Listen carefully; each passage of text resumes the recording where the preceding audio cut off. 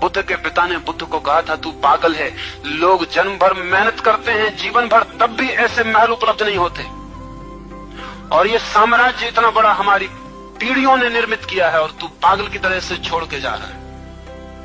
लेकिन बुद्ध के पिता का नाम अगर किसी को याद है तो सिर्फ इसलिए कि बुद्ध उनका लड़का घर छोड़कर गया था, अन्यथा बुद्ध के पिता का नाम इतिहास में कभी भी स्मरण नहीं हो सकता था। कोई कारण नहीं था, कोई जानता भी नहीं, क्योंकि बुद्ध के पिता जैसे सैकड़ों लोग सिंहासनों पर बैठ चुके और खाली कर चुके।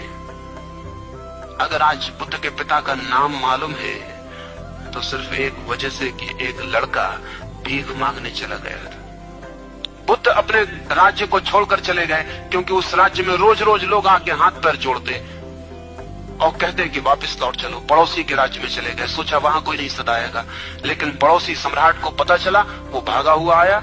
उसने कहा कि तू नासमझ है, अगर पिता से नाराज है तो कोई फिक्र नहीं, तू मेरे घर चल, मैं तुझे अपनी लड़की से विवाह कर देता हूं।